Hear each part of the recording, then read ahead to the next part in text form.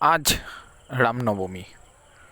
এই রামনবমী মহাসমারোহের সাথে পালিত হলো গোটা দেশ জুড়ে তথা রাজ্য জুড়ে। বাদ গেল না বীরভূম জেলার মুরারয় নলহাটি পর্যন্ত।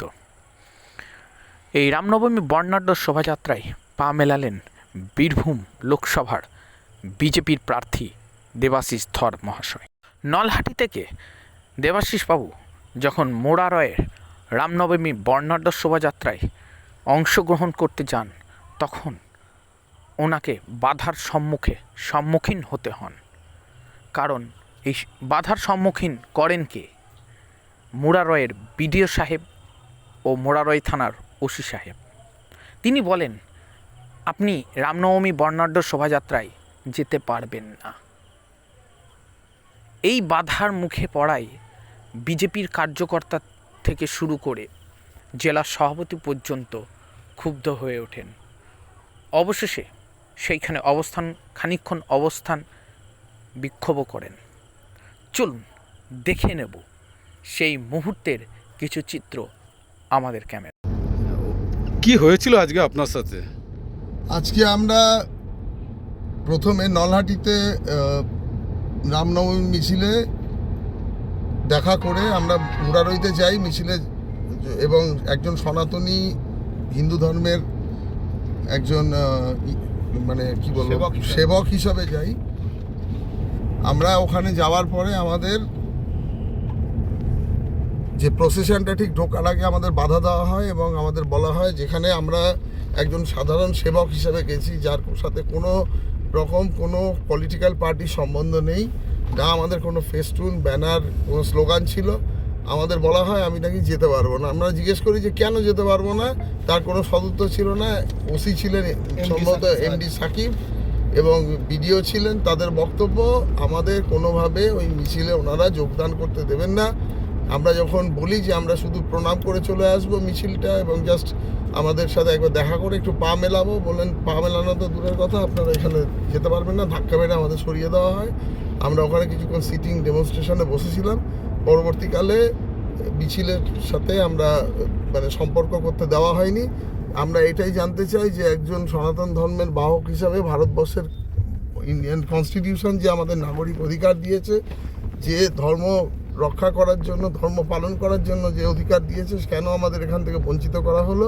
এবং এই রকম একটি জঘন্য কাজ করার জন্য ওসি এবং যিনি বিডিও আছেন তাদের এগেনস্টে আমরা হাইকোর্টে রিট পিটিশন ফাইল করব এবং আমরা জানতে চাইব যে সংবিধানের কোন ধারায় আমাদের এটা আটকানো হলো।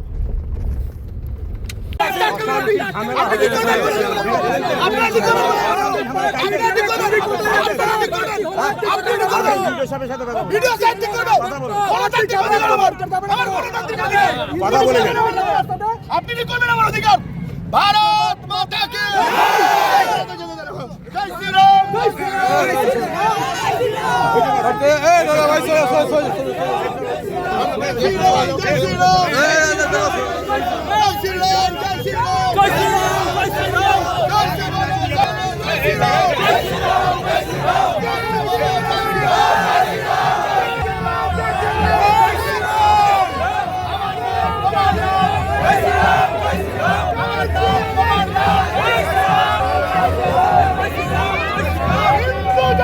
বাঁচতে চাও,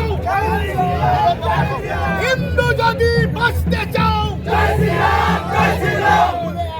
হিন্দু যদি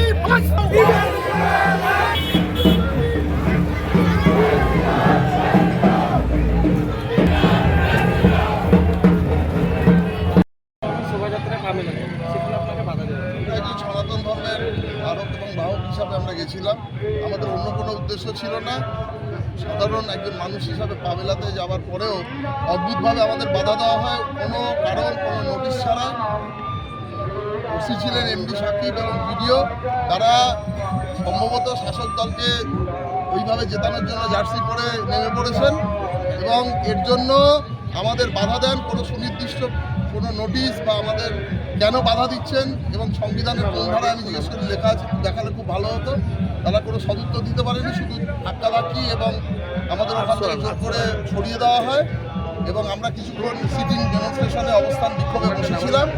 এবং অদ্ভুতভাবে আমাদের কোনো বাধা দেওয়ার কারণ না দেখাতে পারার পরে পরবর্তীকালে আমাদের ওখান থেকে সরিয়ে দেওয়ার পরে আমরা কিন্তু কোনো রকম কোনো বিশৃঙ্খল আচরণ করিনি। তবে কি পুরারই বাসীর প্রতি কীভাবে কী ঘটছে, আগেরবারও গতবারে ভোট লুট করেছিল এবং চাইছে না এরা কোনোভাবে যে আমাদের জনগণের স্বতঃস্ফূর্ত বা জনজোয়ারকে এইভাবে আটকানো যায় না, এবং তার প্রতিফলন কিন্তু ভোট বাক্স মানুষদের। এর বিরুদ্ধে কি আপনি কোনো ব্যবস্থা অবশ্যই আমরা হাইকোর্টে মুভ করব। রাজ্য প্রশাসন একদিকে অস্ত্রবিধি ঘোরার পারমিশন যখন দিচ্ছে না, আপনি একদম প্রার্থী হয়ে দেখা যাচ্ছে আপনার হাতে প্রার্থী হয়ে দেখুন, এটা কোনো অস্ত্র নিয়ে আমরা ঘুরিনি, প্রথম কথা। আর 2 নম্বর কথা, কিছু মানে আমাদের সিম্বলিক কিছু ইয়ে ছিল, শস্ত্র ছিল, সেগুলো সবই কাঠ এবং প্লাস্টিকের তৈরি, এর সাথে কোনো রকম সম্পর্ক নেই। আমরা সম্পূর্ণভাবে আইন মেনে নাগরিক হিসাবেই ঘুরেছি, অস্ত্র নিয়ে যাওয়ার কোনো এখানে ব্যাপারই আসে না। এবার অস্ত্র দেখতে পাওয়া যায়, ধারালো অস্ত্র আমরা প্লাস্টিকের ছিল তো কে বলেছে আপনাদের ধারালো অস্ত্র ছিল?